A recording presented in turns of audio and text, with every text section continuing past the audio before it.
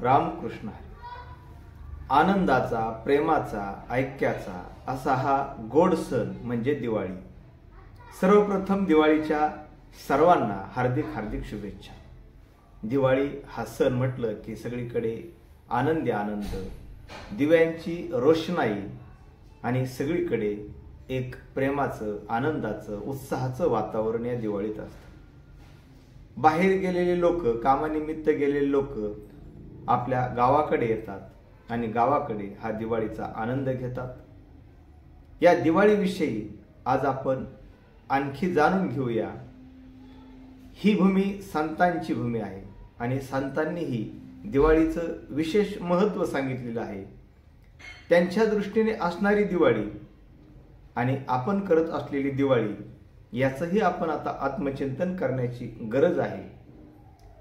संत म्हणतात, साधू संत येती घरा तोची दिवाळी तसा.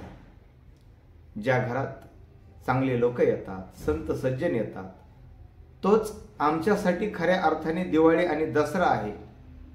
संत तुकाराम महाराज म्हणतात, दसरा दिवाळी तोची आम्हा सण, सखे संत जन भेटतील.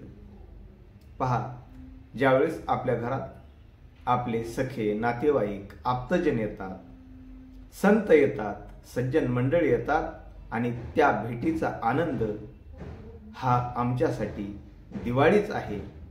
खरोखर या दिवाळीचंही महत्त्व तेच आहे की पूर्वीच्या काळी पहा, घरोघरी पाहुणे यायचे आणि सगळेजण एक आनंदाने, उत्साहाने हा दिवाळीचा सण साजरा करायचे. आणि मग या संत भेटीचा आनंद आगळा वेगळाच आहे. हे संत तुकाराम महाराज सांगतात. म्हणजे चांगल्याची संगत धरावी, चांगली माणसं भेटली, त्या संगतीचा प्रभाव आपल्यावर पडतो आणि पुन्हा आपल्याला ही ज्ञानाची प्राप्ती होते. संत ज्ञानेश्वर महाराज एका ओवीतून म्हणतात, अधिष्ठिली प्राची सूर्य, जगा जाणीव दे प्रकाशाची, तैसी स्रोते या ज्ञानाची दिवाळी. हा संत ज्ञानेश्वर आपल्याला दिवाळी काय आहे हे सांगतात.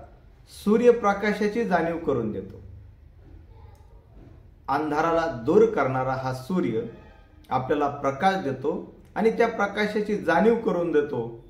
तसे ज्ञानाची दिवाळी श्रोत्यांच्या मनात प्रकाश निर्माण करते. म्हणजे जो ज्ञानी झाला, ज्याला आत्मज्ञान झालं आणि आत्मज्ञान झाल्यानंतर त्याच्या मनात हा आनंदाचा, ज्ञानाचा प्रकाश राहतो, तो प्रकाश फुलतो आणि त्याला दररोज दिवाळी असते.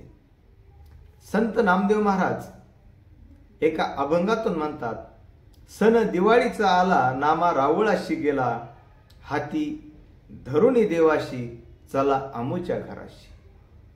आणि दिवाळीचा सण आल्यानंतर संत नामदेव महाराज रावळाशी जातात, मंदिरात जातात आणि भगवंताला म्हणतात की चला आमच्या घरी या. दिवाळीचं आमंत्रण देता येत त्यांना आणि खऱ्या अर्थाने हाताला धरून घेऊन येता येत की चला आमूच्या घराशी. आणि खरोखर या संतांनी आपल्याला जो आदर्श घालून दिला की या दिवाळीत आपण जे लक्ष्मीपूजन करतो, जो पूजापाठ करतो, तो भगवंताला आपण बोलवायचं असतं, भगवंताची पूजा अर्चा करायची असते, हे सांगणारा हा अभंग आहे. आणि मग संत जनाबाई म्हणतात की आनंदाची दिवाळी, घरी बोलवा वनमाळी, घाली ती मे रांगोळी, गोविंद गोविंद.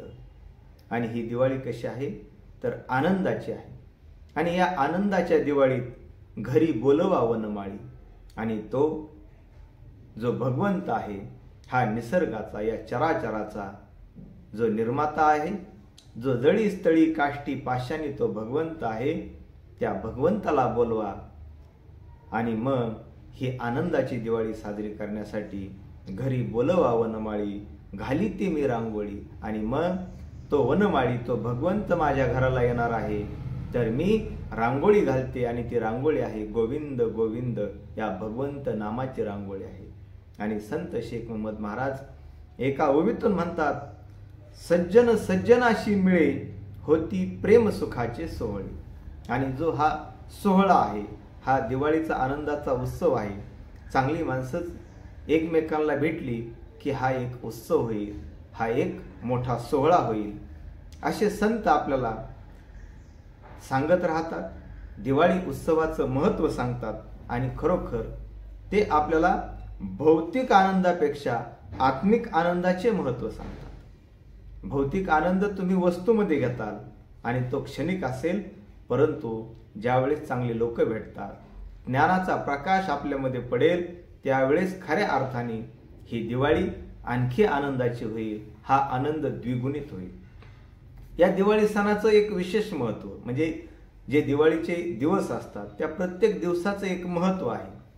आणि आश्विन कृष्ण द्वादशी या दिवसापासून सुरू होणारी ही दिवाळी, पहिला दिवस तो द्वादशीचा, त्यालाच गोवत्स द्वादशी म्हणतात, त्यालाच आपण वसुबारसही म्हणतो. आणि गाई वासराची त्या दिवशी पूजा केली जाते. लहानपणी आपण गाणं म्हणायचो, सगळीकडे गाणं आपण ते ऐकायचो. दिनदिन दिवाळी गाई म्हशी ववाळी, गाई म्हशी कोणाच्या लक्ष्मणाच्या, लक्ष्मण कोणाचा आई बापाचा. हे गाणं ऐकल्यानंतर हे त्यावेळेस कळायचं की आता दिवाळी जवळ आलेली आहे. आणि जशी बैलपोळ्याला बैलाची पूजा केली जाते, तसंच या दिवशी गाई वासराची पूजा केली जाते.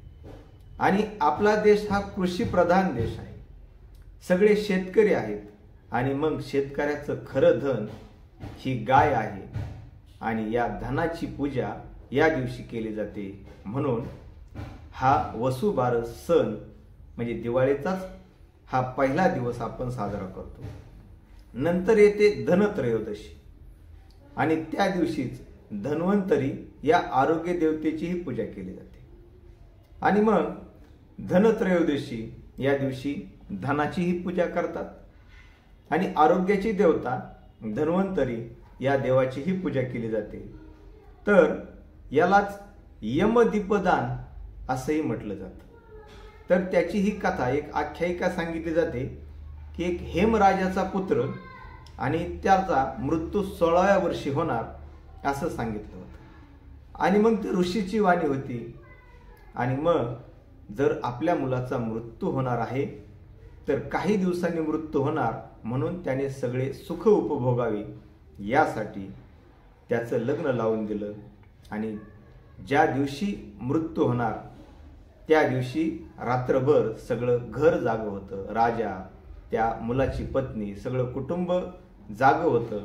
आणि त्याच दिवशी मृत्यू होणार म्हटल्यानंतर सगळे दुःखातही होते. परंतु त्यांनी काय केलं की त्या दिवशी सोने, चांदी, मोहरा त्या मुलाच्या भोवती ठेवल्या, सगळ्या खोलीभर त्याच ठेवल्या. आणि मग हा यमदेव सर्पाच्या रूपात आल्यानंतर हे सोनं, चांदी, मोहरा पाहून त्याचे डोळे दिपले आणि तो माघारी गेला. अशी ती आख्यायिका आहे. म्हणजे आपण आरोग्य जपलं पाहिजे ही धन्वंतरी देवता आपल्याला सांगते. आणि मग धनत्रयोदशी दिवशी व्यापारी लोक या धनाची पूजा करतात.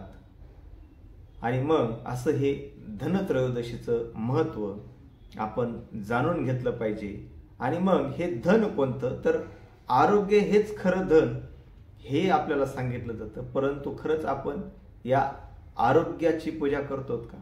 म्हणजे आपल्या या शरीराला म्हटलं जातं की आपले हात पाय हे खांब आहेत, हे डोकं आहे हा कळस आहे, आणि आपलं धड हे मंदिर आहे, आणि हृदय हा गाभारा आहे आणि त्या गाभाऱ्यात भगवंत आहे.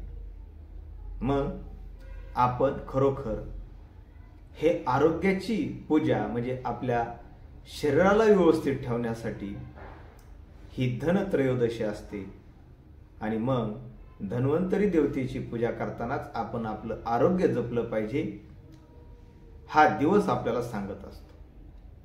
आणि त्यानंतर येते नरक चतुर्दशी. आणि या नरक चतुर्दशी दिवशी नरकासुराचा वध केला जातो. कोण होता हा नरकासूर? तर असा एक राक्षस की ज्याने ब्रह्मदेवाची पूजा केली आणि वरदान मागून घेतलं आणि मग तो इतका बलाढ्य झाला की त्याला कोणी मारू शकत नव्हतं. त्यावेळेस भगवान श्रीकृष्णाने त्या नरकासुराचा वध केला आणि त्या नरकासुराने अनेक स्त्रियांना बंदिवासात टाकलं होतं, अनेकांचा छळ केला, अनेकांना त्रास दिला आणि या त्रासातून जाचातून भगवान श्रीकृष्णाने जनतेला सोडवलं आणि म्हणून भगवान श्रीकृष्णाचा हा विजय उत्सव आहे आणि तो दिवस हा नरक चतुर्दशी आहे.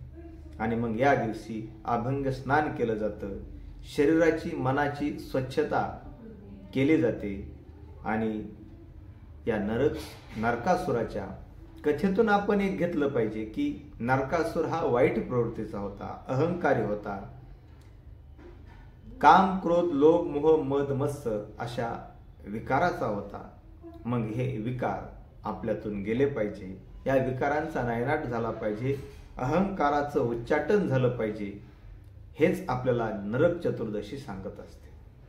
आणि त्यानंतर लक्ष्मीपूजन, आपल्या घरात भरभराट व्हावी हीच आश्विन अमावास्या लक्ष्मी माता प्रसन्न करण्यासाठी, आपल्या घरात भरभराट येण्यासाठी आपण लक्ष्मी पूजन करत असतो.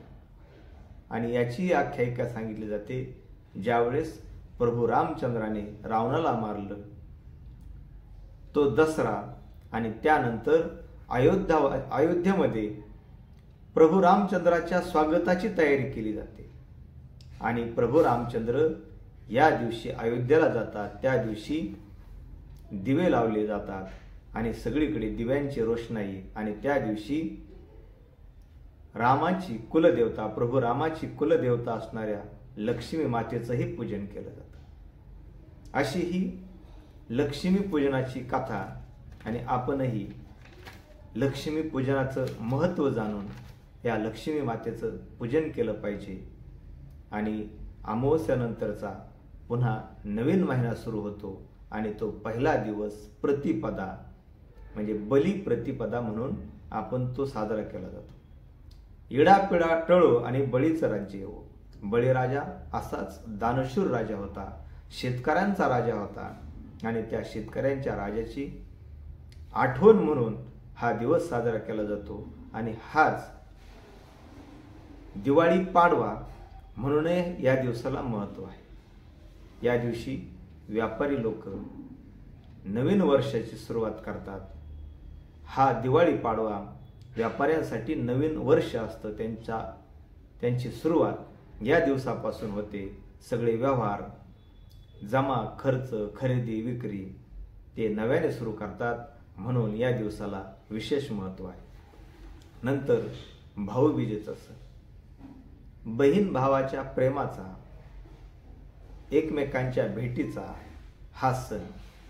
यम आपली बहीण यमीच्या घरी जेवायला गेला म्हणून यमद्वितीया असं या भाऊबीजेला म्हटलं जातं.